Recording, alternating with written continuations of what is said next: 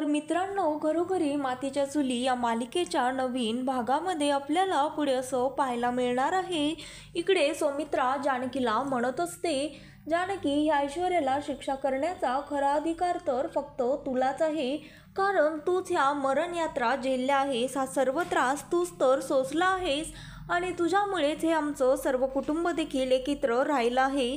त्यामुळे खऱ्या अर्थाने हिला शिक्षा करण्याचा अधिकार फक्त तुझाच आहे, असं ती सौमित्रा त्या जानकीला म्हणत असते. त्यानंतर ती घरामध्ये असलेल्या नौकरला गुलाबला आवाज देते आणि त्यानंतर तो गुलाब एक काठी घेऊन येतो आणि ती सौमित्रा ती काठी त्या जानकीच्या हातामध्ये देते. त्यानंतर ती सौमित्रा त्या जानकीला म्हणते, जानकी, आता हिला अशी अद्दल घडव ना की त्यानंतर कोणतीही सून घरामध्ये आग लावणार नाही आणि कोणतीही लेक असं वागणार नाही आणि कोणतीही पत्नी आपल्या नवऱ्याला फसवणार नाही, अशी हिला जन्माची अद्दल घडव, असं सौमित्रा जानकीला म्हणत असते. त्यानंतर ती जानकी त्या ऐश्वर्याला मागे जाऊन पुढे ढकलते आणि त्यानंतर ऐश्वर्यासमोर येऊन उभी राहते आणि तिला म्हणते, खरं तर पाठीमागून वार करायची सवय तुझी आहे, जानकीची नाही. आणि त्यानंतर ती म्हणते, कसं आहे ना, मुकाबलासुद्धा बरोबरीचाच असायला हवा.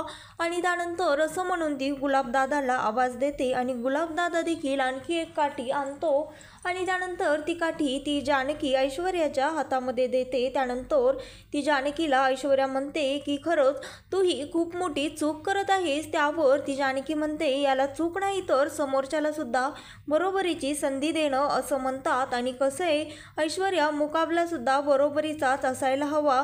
आता मी देखील बघतेस तू स्वतःला कसं वाचवतेस, असं जानकी त्या ऐश्वर्याला म्हणते आणि त्यानंतर स्वतःचा पदर कमरेला खोसून तिच्यावर वार करायला लागते.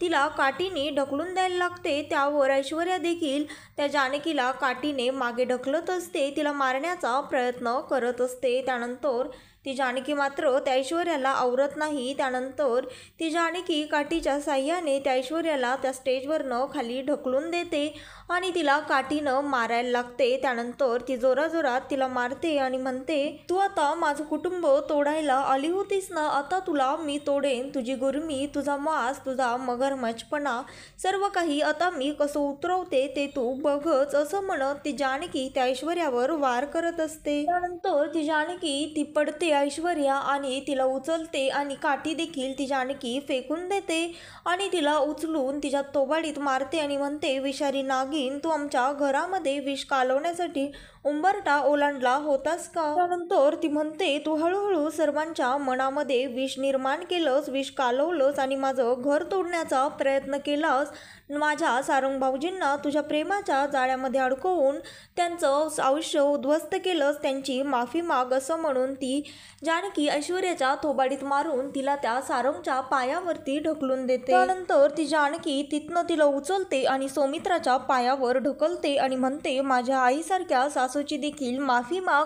त्यांना वेडं ठरवण्याचा तू प्रयत्न केलास, त्या मनोरुग्ण आहेत असं सिद्ध करण्याचा तू प्रयत्न केलास. त्यानंतर ती आणखी तिच्या थोबाडीत मारते आणि नानांजवळ ढकलते आणि म्हणते, खरं तर नानांसारख्या सासऱ्यांचा तू त्यांना मारण्याचा, जीवे मारण्याचा प्रयत्न केलास, ह्यांची देखील माफी माग. त्यानंतर ती तिला पुन्हा उचलून आजीच्या पायासमोर ढकलते, तिला मारते आणि म्हणते, ह्या आजी तर तुझा किती लाड करत होत्या, तरी देखील तू ह्यांना फसवलंस, तुला ह्यांना बरं वाईट बोललीस, असं म्हणून ती जानकी तिला मारतच असते. त्यानंतर ती सौमित्राला आणि अवंतिकाला देखील त्या ऐश्वर्याला म्हणते, ह्यांची देखील तू माफी माग, कारण तू ह्यांना सुद्धा सोडलं नाहीयेस, तू ह्यांच्या नात्यामध्ये वितुष्ट आणण्याचा प्रयत्न केला आहेस, असं म्हणून पुन्हा ती तिला चापट्या मारायला लागते आणि म्हणते, अशी कशी तू बाई होतीस खरंच. नंतर ती म्हणते, बघ, मी तुला म्हटलं होतं, तुला वेळीच मी अलर्ट केलं होतं की तू असं वागू नकोस,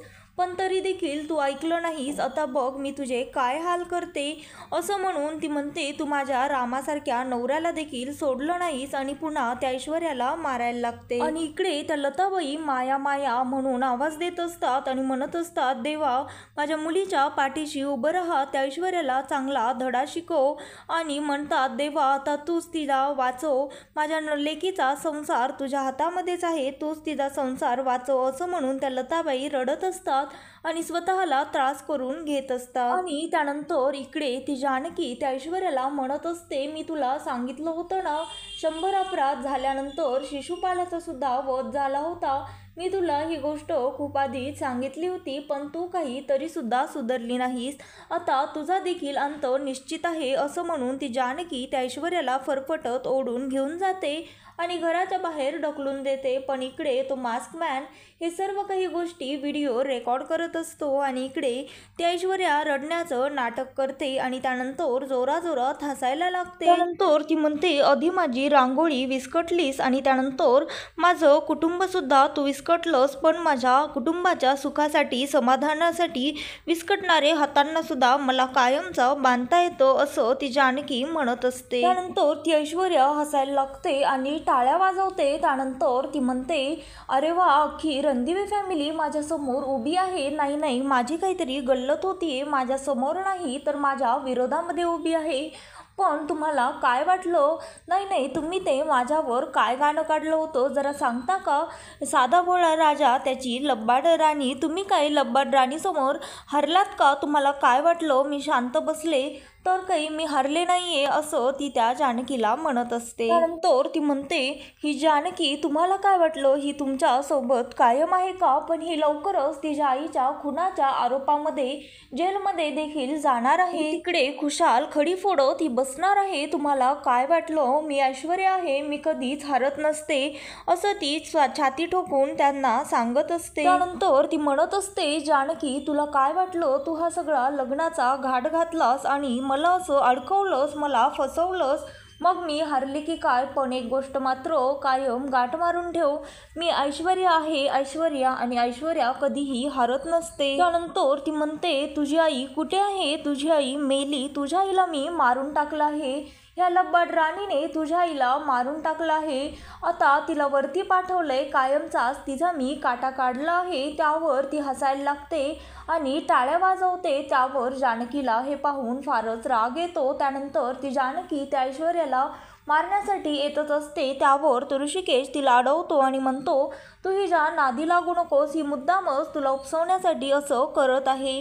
त्यानंतर तो म्हणतो, आणि ऐश्वर्या तूच स्वतः कोर्ट असल्यासारखं निर्णय देऊन मोकळी होऊ नकोस, तू जिंकली आहेस, ह्या आविर्भावामध्ये तू राहू नकोस, कारण आणखीनही कोर्टामध्ये केस चालू आहे आणि त्याचा निकाल लागलेला नाहीये। आणि तुला जानकी अगदी पहिल्या दिवसापासूनच हे सांगत आलेली आहे की विजय नेहमी सत्याचाच होतो, असंच तो ऋषिकेश ऐश्वर्याला सांगत असतो। त्यानंतर इकडे ती ऐश्वर्या म्हणत असते, असं आहे का, विजय नेहमी सत्याचाच होतो, म्हणजे सत्य जिंकलं आणि तुम्ही देखील जिंकलात का, असं म्हणत असते। आणि त्यानंतर ती दात खाऊन म्हणते, आता मला देखील बघायचंच आहे की तुम्ही कसं जिंकता, आता आपण थेट कोर्टामध्येच भेटू। त्यावर जानकी म्हणते, हो, आता बघच तू, विजय नेहमी हा सत्याचाच होतो आणि आणखीनही ही लढाई संपलेली नाहीये, ही लढाई तर खऱ्या अर्थाने तेव्हाच संपेन ज्या वेळेस विजय हा सत्याचा होईल। तर ती ऐश्वर्या म्हणते, ज्या दिवशी सत्य जिंकेल ना, त्यावेळेस जी ही नजर तू आणि गुरमी वर करून बघत आहेस ना, तीच तुझी नजर शर्मेने खाली जाईल, असं ती त्या ऐश्वर्याला सांगत असते। त्यानंतर ती म्हणते, जा आता आपण कोर्टातच भेटूयात। त्यावर ती म्हणते, आता कोर्टातच तुला भेटते आणि दाखवते, असं म्हणून ती ऐश्वर्या हिसक्याने तिथनं निघून जाते। तर इकडे सर्वजण त्या ऐश्वर्याला बघत उभे राहिलेले असतात आणि त्यानंतर थोड्याच वेळाने सर्वजण घरामध्ये जातात आणि त्यानंतर घरामध्ये गेल्यानंतर ती सौमित्रा जानकीला म्हणत असते, जानकी, खरंच हे सर्व तुझ्यामुळेच खरं सत्य झालं आणि सत्याचा विजय देखील झाला, तुझ्यामुळेच आम्हाला त्या ऐश्वर्याचा खरा चेहरा कळाला। खरं तर ह्या सर्वामध्ये मी तुला खूप त्रास दिला, पण मला माफ कर, खरंच तू ह्या सर्व प्रसंगाला अगदी धीराने तोंड दिलंस, म्हणूनच हे सर्व शक्य झालं। त्यानंतर ती सौमित्रा म्हणते, खरं तर मला तुझं फारच कौतुक वाटतं। त्यावर जानकी म्हणते, खरं तर हे माझं एकटीचंच कौतुक नाहीये किंवा माझं एकटीचं श्रेय नाहीये, आपण सगळे एक सोबत होतो आणि तुम्ही देखील माझी साथ दिली, माझ्या पाठीशी उभं राहिला, म्हणूनच त्या आपण ऐश्वर्याशी तोंड देऊ शकलो, तिचा सर्व सत्य समोर आणू शकलो, असं ती जानकी सौमित्राईला म्हणत असते। त्यावर ती म्हणते, अगं पण तूच तर पुढाकार घेतलास ना जानकी, असं काय म्हणतेस, अंधारलेल्या वाटेवर दिवसस्तंभासारखी तूच तर उभी होतीस, म्हणूनच आम्ही लढू शकलो. पण जानकी, खरं आहे, ह्या प्रवासामध्ये मात्र मला माझी चूक कळाली आहे. माझं कुठं चुकलंय हे देखील मला कळालं आहे.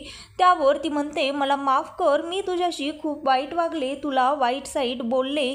खरंच मला ह्याचा फार पश्चाताप होतो, असं जानकीला सौमित्रा म्हणत असते आणि हात जोडून तिची माफी मागत असते. त्यानंतर ती जानकी म्हणते, आई, तुम्ही अशी माफी मागू नका. खरं तर तुम्ही माझी सासू आहात, पण मला माझ्या आईसारख्याच आहात आणि आई कधी अशी मुलीची माफी मागताना बरं दिसतं का ते? आणि जरी तुम्ही मला एखादा शब्द म्हटलात तरीही तुम्ही वडीलधारे आहात, माझ्यापेक्षा मोठ्या आहात. जरी मोठ्याचा एखादा शब्द वेडावेगळा ऐकून घेतला तरीही त्याने काय फरक पडतो? खरं तर जे काही झालं त्यामध्ये तुमची कसलीही चूक नाहीये. त्यामुळे तुम्ही उगाचच स्वतःला या सर्व गोष्टींचा दोष लावून घेऊ नकात. मला हे बिलकुलच आवडणार नाही, असं ती जानकी सौमित्राईला म्हणत असते आणि तिला म्हणत असते, तुम्ही उगाचच असे हात जोडू नकात, नाहीतर मला असं आवडणार नाही आई, असं म्हणून त्या सौमित्राचे डोळे जानकी पुसते. तर ती सौमित्रा म्हणते, नाही ग जानकी, हे सगळं सोडून देणं इतका सोपा त्रास मी तुला दिलेला नाहीये. खरं तर मला आता असं वाटत आहे की हे सगळं जे घडलं त्याला मीच कारणीभूत आहे. तर सौमित्रा म्हणते, खरं तर मी वेळीच ऐश्वर्याचे कान धरले असते तर मात्र ही वेळ आलीच नसती. त्यावर तो ऋषिकेश म्हणतो, अगं आई, जी मुलगी स्वतःच्या आईच्या शब्दाला देखील किंवा आईलाही काडी मात्र किंमत देत नाही, ती तुझ्या कान खेचण्याने सुधारली असती असं तुला वाटतं का? त्यानंतर ती जानकी म्हणते, खरं तर बरोबर आहे, ऋषिकेश अगदी बरोबरच म्हणत आहेत आई. ती ऐश्वर्या खूप अक्कलपोटी आहे, स्वतःचा विचार करणारी, स्वार्थी आहे. जे घडलं त्यामध्ये कोणाचीच काही एक चूक नव्हती, असं जानकी सर्वांना सांगत असते. त्यानंतर ती म्हणते, आई, असं समजा की हे सर्व एक वाईट स्वप्न होतं आणि हळूहळू हे सर्व झालेलं विसरून जा. त्यावर तो सारंग म्हणतो, खरं सांगू का वहिनी, आई, तर हे सर्व हळूहळू विसरूनही जाईल, पण आपल्या घरामध्ये मात्र अशी एक व्यक्ती आहे जी कधीही ऐश्वर्याला विसरणार नाही. तर तो सारंग म्हणतो, काय ग आजी, मी बरोबर म्हणत आहे ना? त्यावर ती आजी म्हणते, असं तू का म्हणतोयस आणि मला का विचारतोय? त्यानंतर तो म्हणतो, कसं आहे ना आई, ती ऐश्वर्या आजीची मैत्रीण होती. त्यावर ती म्हणते, ए सारंग, ती माझी मैत्रीण कोणी नव्हती हा. त्यावर सारंग म्हणतो, अगं आजी, असं काय करतेस, आपली तर एक टीम होती ना.